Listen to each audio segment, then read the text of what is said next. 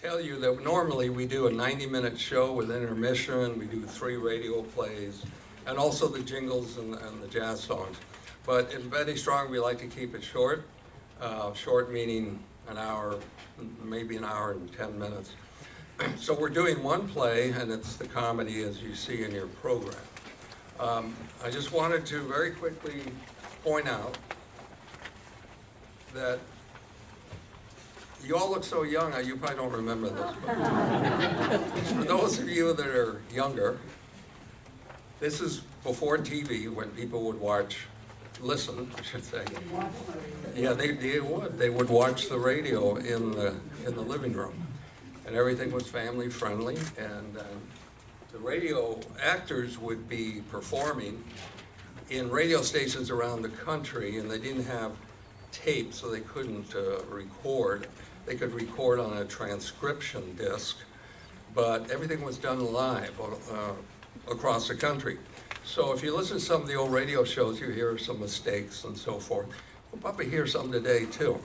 But what we're trying to do is show you what it looked like when you went to a radio station that was performing for the local audience or the network, because they had seating available, because they wanted the sound of the reaction of the audience during the live shows. And they also had sound effects. So we have a sound effects guy that comes out, and Josh will create sound effects. We also have some on digital, because we can't create all of those by hand. And I just want to tell you that we are going to begin, and I'll be on this mic here. The actors will use these 3 mics. During the show, you may notice that I may have to come up and readjust the mic during the show, so just ignore me, because this is radio. You don't really see me. And the center is videotaping it, but we audio tape, and that just reminds me, got to get that audio recorder started. Hang on a second.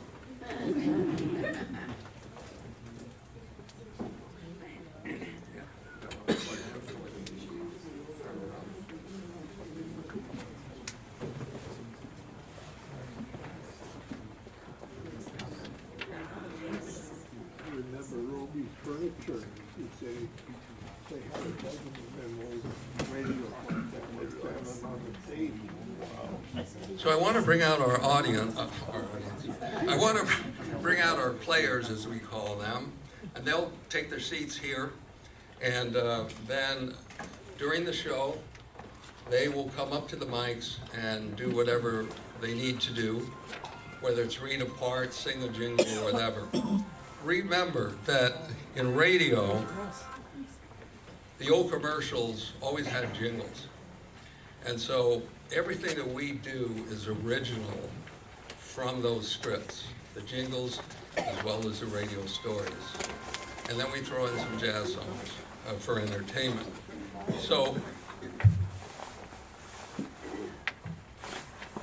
for those of you old enough to remember, and those of you too young to know, this is how it used to be.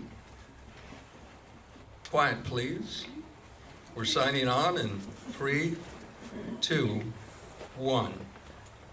Ladies and gentlemen, the Great Plains Radio Theater Project is on the air.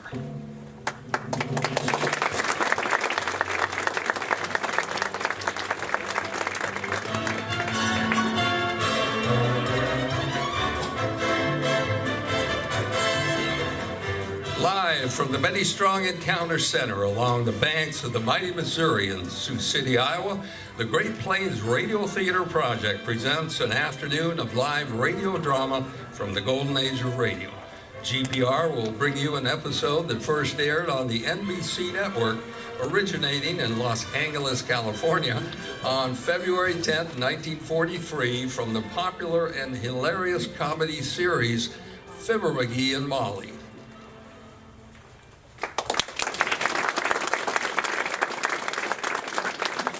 We will bring you our first drama, but first, ladies and gentlemen, a word from our sponsors.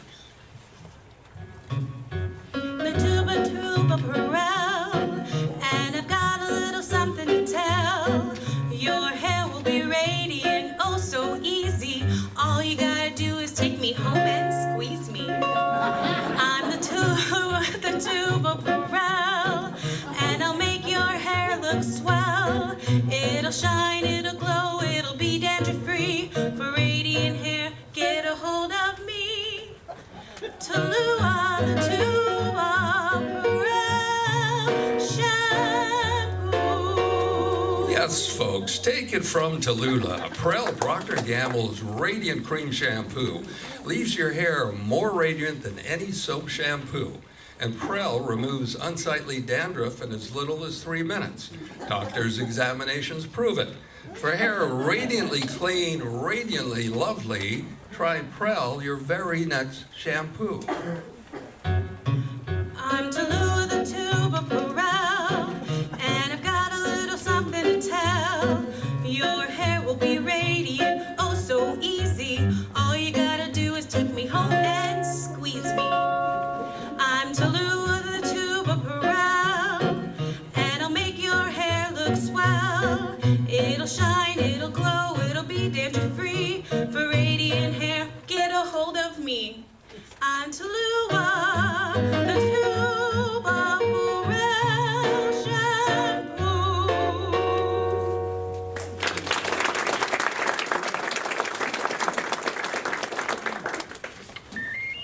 Oh, I'd love to be an Oscar Mayer wiener.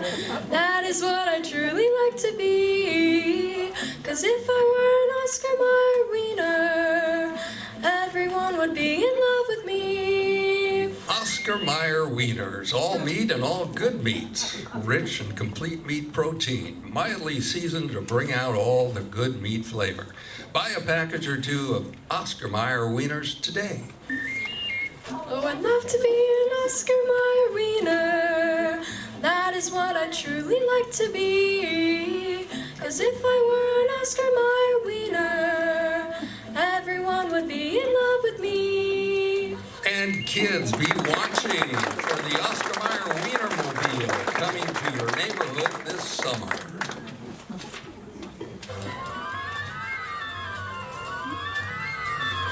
See the USA in your Chevrolet. America is asking you to call. Drive your Chevrolet through the USA. America's the greatest land of all. On a highway or a road along a levee, performance is sweeter, nothing can beat her. Life is completer in a Chevy. So make a date today to see the USA and see it in your Chevrolet. This year's new lineup of Chevys are now on sale at your nearby Kneffler Chevrolet dealer. Our sales staff are ready to give you a great trade-in price on your current car and make you a deal you can't refuse with a brand new Chevrolet. So drive down to Kneffler Chevrolet in Sioux City and order a new Chevy in the color you choose and with all the added options you want. And then see the USA in your Chevrolet. See the USA in your Chevrolet. The Rockies way out west are calling you. Drive your Chevrolet through the USA, where fields of rolling we pass and review. While they're traveling lighter with a load that's heavy, performance is sweeter, nothing can beat her. Life is completer in a Chevy. So make a date today to see the USA and see it in your Chevrolet.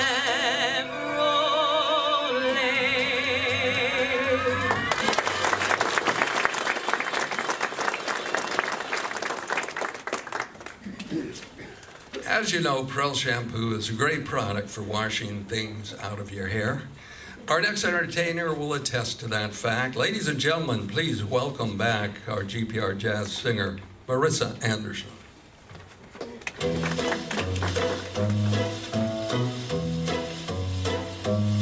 I'm gonna wash that man right out of my hair. I'm gonna wash that man right out of my hair. I'm gonna wash that man right out of my hair and send him on his way.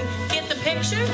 I'm gonna wave that man right out of my arms. I'm gonna wave that man right out of my arms. I'm gonna wave that man right out of my arms and send him on his way.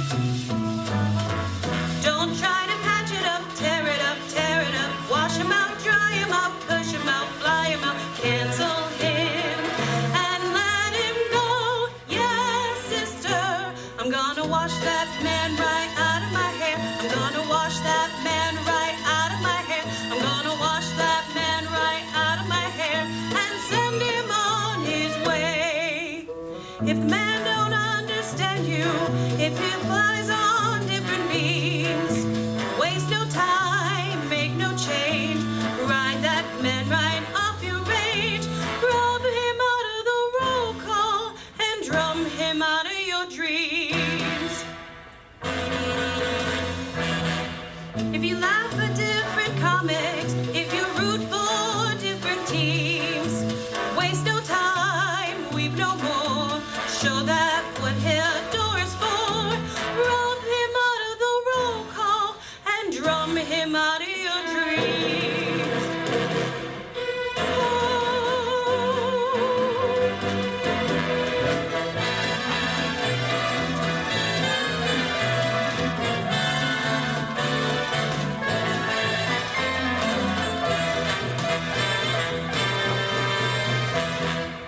Man don't understand you if you root for different teams. Waste no more, weep no more. Show him what the door is for. Rub him out of the roll call and rub him out of your dreams. Oh, oh, oh.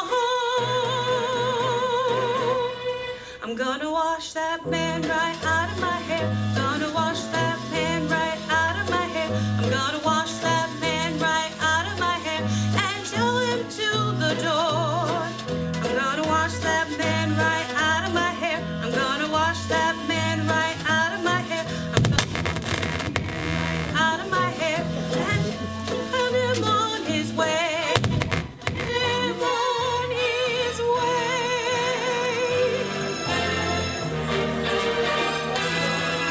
Chris Anderson, everybody. Chris Anderson.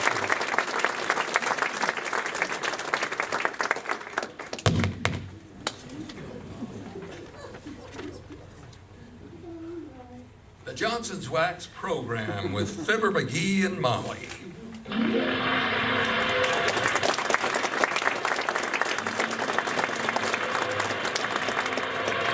The makers of Johnson Wax and Johnson Self-Polishing Glow Coat present Fibber McGee and Molly, written by Don Quinn. We know now that weekly scrubbing linoleum floors was very harmful and eventually ruined the linoleum.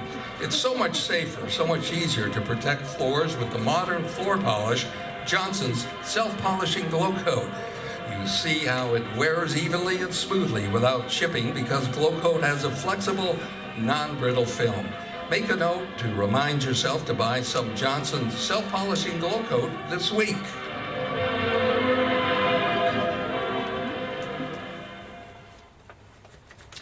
Some people think it would be a great thing if we were able to peer into the future. Personally, we think it's a blessing that we can't. For instance, here at 79 Wistful Vista sits the lady of the house, darning socks for the master of the house, who doesn't know that a messenger girl is approaching with, what can be in store for Fibber McGee and Molly? Well, McGee, you'll have to buy some new socks. Huh? I've darned these so many times, they're practically handmade. I'll get some tomorrow, but it's an awful nuisance. Gee, I wish I was a kid again and could go barefooted. Do you really? Well, no, not really.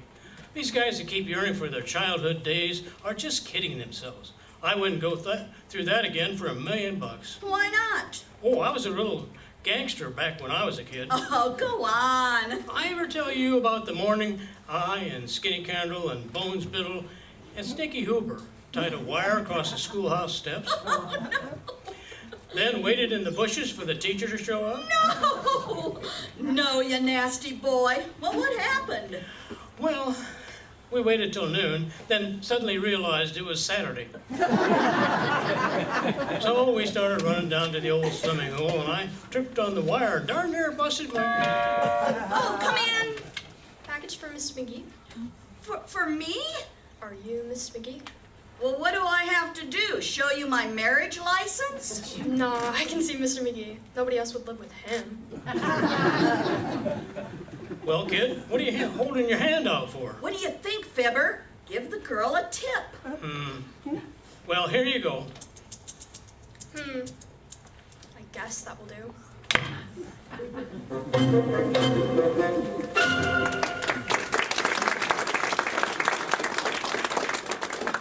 Fresh kid, why, when I was her age, I was polite and thoughtful. Yes, you were, you little gangster. Well, I wonder what this is. Oh, heavenly days! 4 pounds of chocolates? Who's that from? Oh, as if you didn't know. Huh? You darling! You did remember, didn't you? Well, is there a note in it or something? Why? Why should there be? Who'd be sending me candy but you? Chocolates? And my favorite kind, too. Well, I don't... Well, I'm glad you like it, Molly. What kind is it? Oh, now listen. Don't be so coy, McGee. Huh?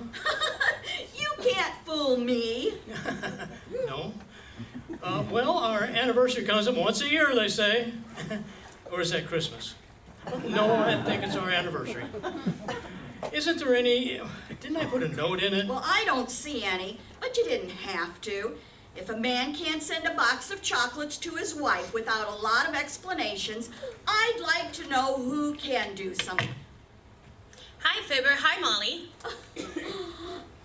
Well, hello, sis. Hi, Sally. Hey, Fib, can I speak to you alone for a minute? Why, sure. Excuse us a minute, Molly. Certainly. Go right ahead. What's on your mind, Sally? Look, I'm selling greeting cards, Fib. Want to buy some for your sweetie? Nothing a woman appreciates more than a little touch of sentiment, you know? Well, no thanks, sis. I just got a big box of candy for our anniversary. She did, huh? Good for you, Fib. Well, I don't know whether it is or not. Just between you and me, I don't remember sending it to her. Then you better buy one of these and send it to her, too. Oh, no, then she gets suspicious. Don't be silly, Fib. The more you send them, the better they like it. Here's a beaut. Says, roses are sweet and so is your soul. I'm gonna throw out my sugar and put you in the bowl. No, thanks. I don't want any cards, sis. Well, I don't mind wearing my heart on my sleeve, but I hate the idea of a mailman dragging it all around town in the rain. Well, thanks anyway. Okay, Fib. Sorry to keep you waiting, Molly. Just wanted a little talk of business with my brother. Oh, that's all right, Sally. I was busy darning his socks anyway. Just look how he tears holes in them. Yes, he's a holy terror, isn't he? Well, I better get back to my job. Been seeing ya. What do you mean, your job? What you doing? Oh, I work down at Wistful Vista Recreation Center. Oh? I keep the tennis courts in condition. Oh, that must be quite a chore, Sal. Oh, no, just a few sweeps with a cloth full of Johnson's wax, and I'm caught up for several days. Johnson's wax on a tennis court? Yep, table tennis, Fib. Well, I gotta go. Long, folks.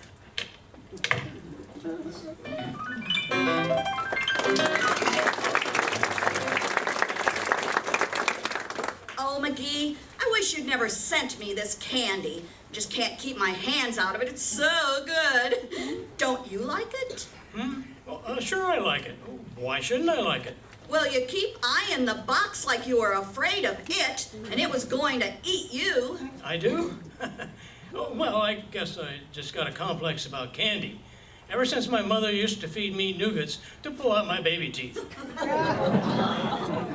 Never believed in that stringing the doorknob business myself. Well, there's no nougat in this candy, dearie. Well, that's what I keep telling my teeth. Besides, well, hey, who's walking around upstairs? Oh, poor Uncle Dennis. He's all upset. What about? Well, he's thinking of starting a lawsuit against Walt Disney. Walt Disney? Yep. What for? Well, that pink elephant sequence in Dumbo, Uncle Dennis says he saw him first. Well, he's all wet. You can't copyright a hangover. Anyway, what right... Come in. Good day, Mrs. McGee. Good day, McGee. Hi, Latrivia. Hello, Mr. Mayor. Have some candy? Oh, no, thank you. I'm on a low carbohydrate diet. Well, you better stock up on them, Latriv. They tell me there's going to be a shortage of low carbohydrates. You don't say.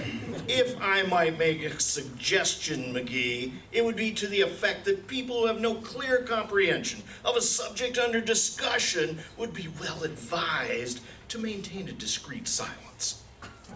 I don't get it. Oh, well, he said, dearie, that if ignorance is bliss, happy days are here again. Or, if you don't know what you're talking about when you pipe up, pipe down. Oh, yeah? Well, look here, Latrivia. Just a moment, McGee. Will you please refrain hereafter Don't from... ask him to make any promises about the hereafter, Mr. Mayor. His forwarding address is unknown. What are you talking about anyway, Latriv? And quit shaking your finger in my face. I'm liable to think it's Halloween and start bobbing for knuckles. All right, but hereafter, McGee, please refrain from telling motorcycle policemen that you are a close relative of mine and they can't do that to you. Do what to you, McGee?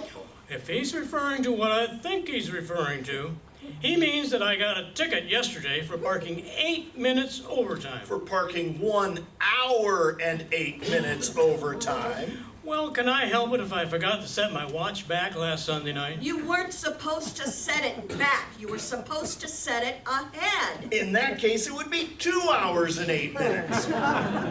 It'd be no such a thing. It'd be 8 minutes less than 1 hour. There's 2-hour parking on Oak Street, so the city owes me 52 minutes. Now, wait a minute, boys. Let's get this straight. Let's say you parked at exactly 3 o'clock. And But I then... didn't. I parked at 8 minutes to 4. Oh, for goodness sakes.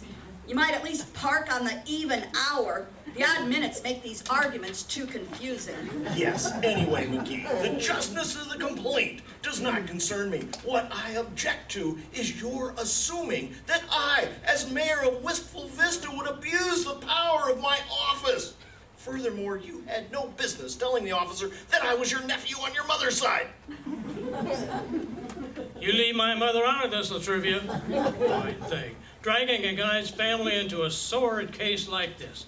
For shame. But McGee, he didn't say And anything. to think a guy like him is our mayor. It ain't enough that him and his Cossack cops ride roughshod over the common citizens. No, he's got to get personal. He's got to... Now, just a minute, McGee. You were the one who started all this. No, he dragged my family through the mud and slime of a court trial, holding us up to public ridicule. All right. I'll fix the ticket. I'll fire the policeman. I'll resign. Forget it.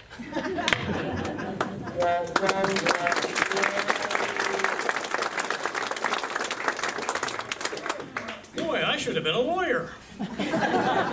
But you had no business telling the policeman that the mayor was your nephew. Oh, no? I just proved it, didn't I? I made him holler, Uncle. Give me a piece of that candy. Any chocolate-covered peanuts in there? Well, you ought to know. You bought it. Huh? I didn't specify every piece that went into the box. I bet you did. That's everything I like in it. Oh, you're so thoughtful, McGee. Oh, shucks. I think it was a Valentine's Day when we first went out together, dearie. Yeah.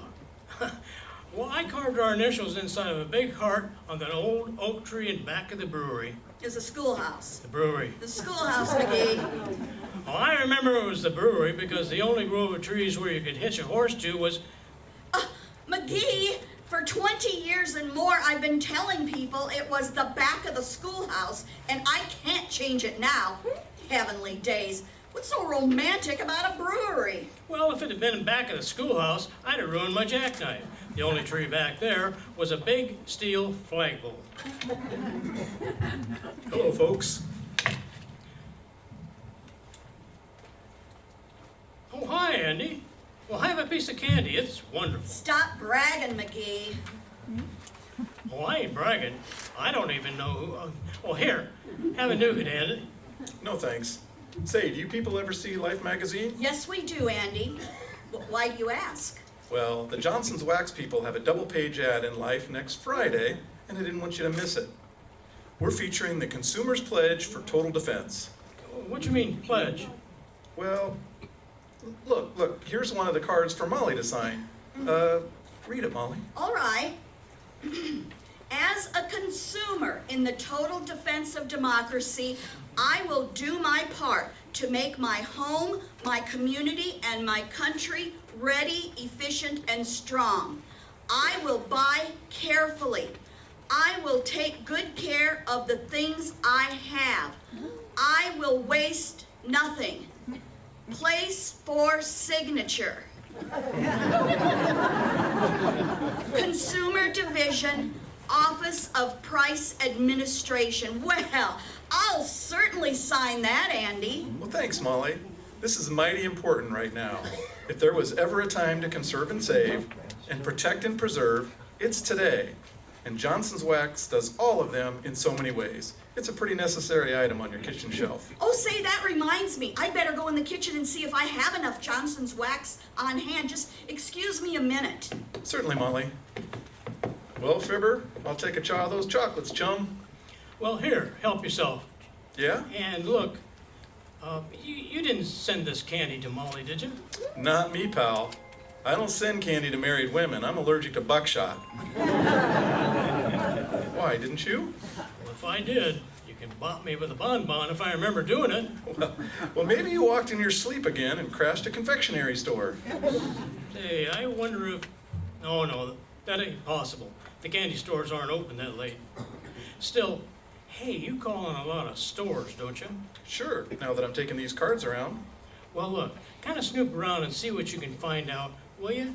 See if a guy about my size, wearing purple pajamas and green slippers, with a sleepy look on his puss, came wandering in any place and bought a box of chocolate candy. Hey, easy. Here she comes. Okay, pal, I'll tell George what you said. So long, see you later.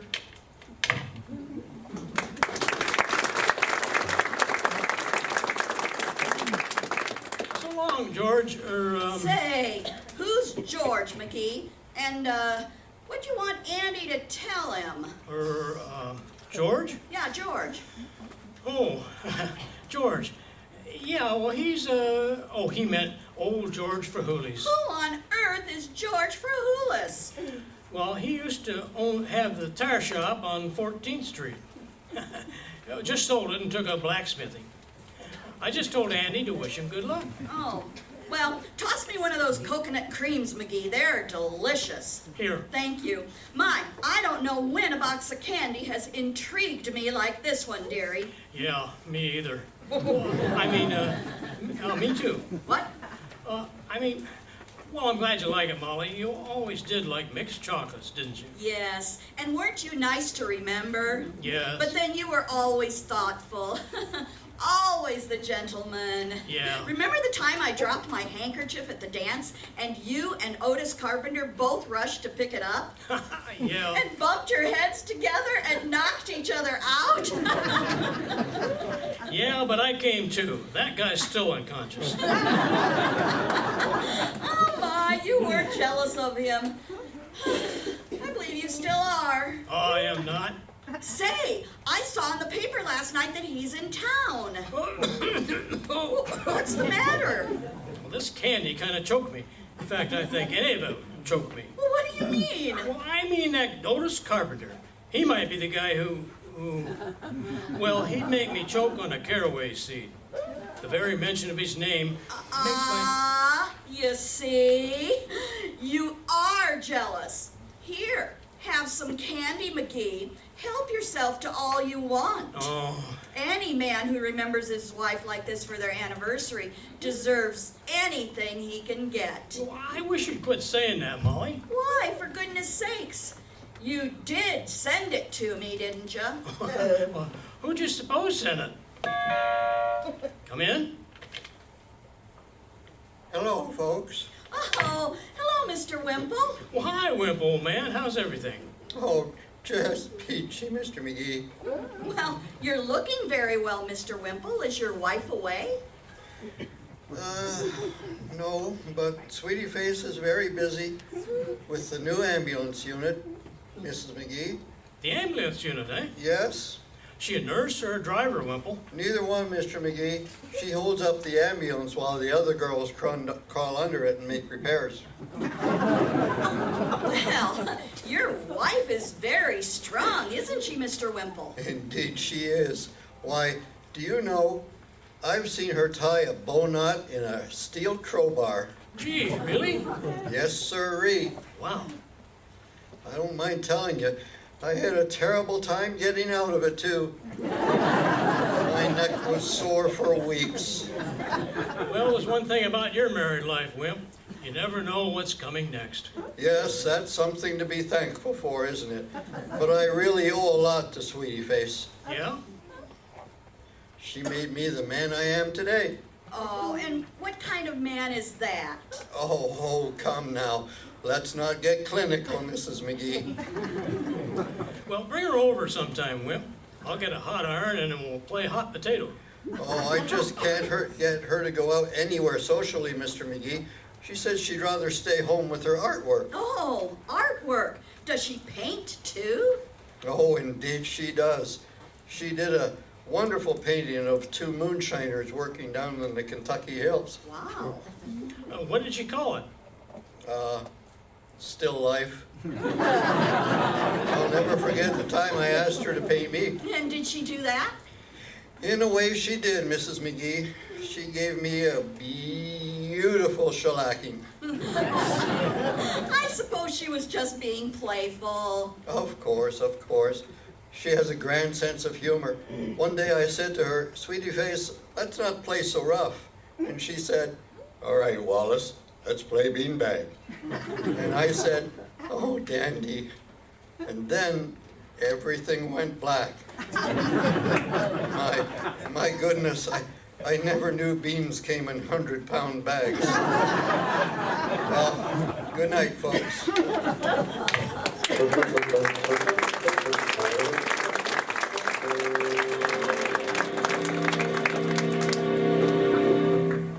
Hey, we never offered Wimple any candy. Well, it's probably just as well. One Sweetie Face in the family ought to be plenty. That poor fella. Yeah, the way he gets pushed around, he must have come from a long line of wheelbarrows. He's, Oh, I'll get that, McGee. 79 Wistful Vista. Molly McGee speaking. Who? Oh, hello, Andy. oh, hey, let me take that, Molly. Be quiet, McGee. I can't hear. What was it, Andy? Molly, that's an important call. I've been expecting... Hush, dearie. I can't hear a word he's saying. What'd you say, Andy? But Oh, yes, I'll be glad to take the message. Oh, now I am sunk. Yes? Yes. Oh, All right. oh boy, what am I gonna do? Yes, yes, I'll tell Fibber. Well, thank you, Andy, for calling. Goodbye. McGee, Huh? what on earth goes on anyway? Well, I might as well admit the whole thing, Molly. I never felt right about it anyway. About what? About the... Hey, wait a minute. What did he say? Well, he said to give you this message and you'd understand. Yeah? He said, Elks Club punch board 2 weeks ago, deliver this week. Whoa! Oh, so that was it. Huh? Now I remember. Oh boy, is that a load off of my mind. Is what a load off your mind? Oh, I wouldn't interest you, Molly. Oh, but it would, McGee. Huh? You were interested enough in me to send me this lovely candy, and I'm interested in your affairs too, dearie. Okay, I'll tell you. You see, the Elks wanted me to act as chairman of the boxing committee a couple of weeks ago. Yes? I said I'd think it over, so I delivered my acceptance today. Simple, ain't it? But what's this about a punch board? Oh, that. Well, that's what we fellows call the boxing committee, the punch board. Oh.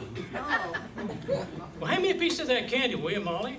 No, give me 2 pieces. Give me a handful.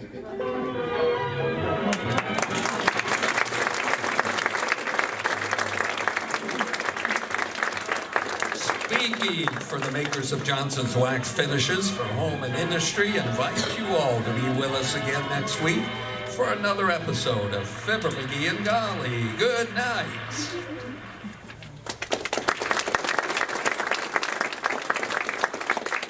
The role of Fibber was portrayed by Terry Turner. Molly McGee was Joanne Fox. Olivia Bathurst was the delivery girl. Sally was played by Marissa Anderson. Russ Gifford was Mayor Latrivia, and Andy was portrayed by Terry Merle. And Wallace Wemple was played by Derek Hill. Our Foley artist is Joshua Gall, and our audio technician is Maggie Swain, and her assistant is Isabella Swain.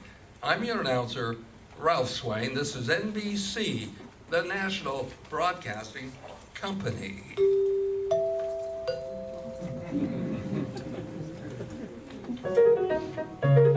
2 beans for 2 beans makes 4 beans. Nescafe makes much more beans. 10 beans times 4 beans and add 3 more beans makes 43 rich beans of coffee. You get 43 beans in every cup of Nescafe real coffee beans. That's all there is in Nescafe for 30 beans in every cup of Nescafe. I call it instant coffee with the let's have another cup taste. Extra beans means extra flavor. Today's Nescafe goes all the way for flavor with 43 choice beans in every cup. So be sure to always keep a 12-ounce jar of Nescafe instant coffee in your kitchen cupboard so that you can enjoy a delicious hot cup of Nescafe instant coffee. Yes, you get 43 beans in every cup of Nescafe real coffee beans. That's all there is in Nescafe. 43 beans in every cup makes Nescafe the all coffee instant coffee with the let's have another cup taste.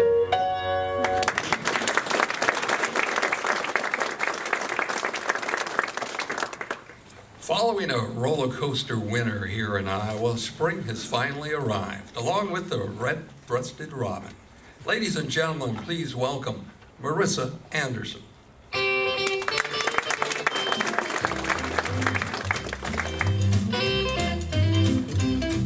When the red robin comes bobbing along, there'll be no more sobbing when he starts thrumming his old sweet song.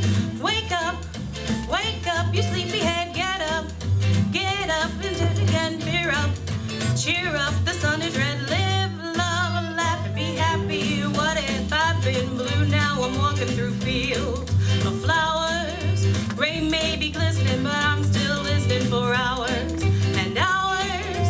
I'm just a kid again, doing a ditty again, singing a song, when the red robin comes bobbing along.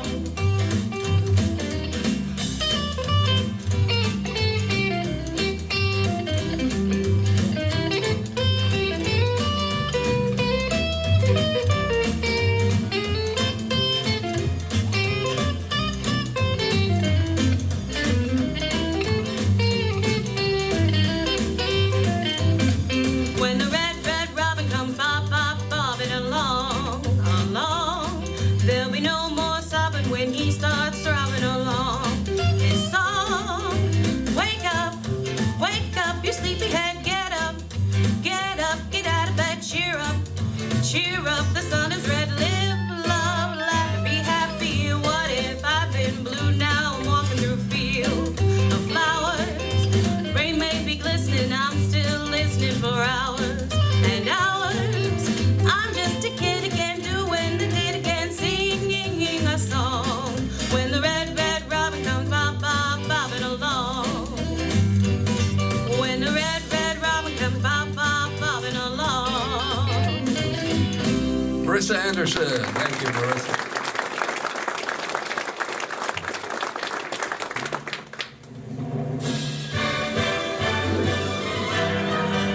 and gentlemen, we thank you for joining us for this performance of the Great Plains Radio Theater Project. And now the GPR cast and crew in alphabetical order: Marissa Anderson, Olivia Bathurst, Joanne Fox, our acoustical sound artiste, Josh Gall, Russ Gifford, Derek Hill,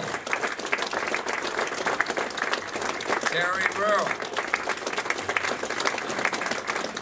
and our audio technician is Maji Swain, audio technician assistant Isabella Swain. I'm your announcer director, Ralph Swain, for the Great Plains Radio Theater Project. You've been a wonderful audience. Thank you for tuning in. We'll see you on the radio.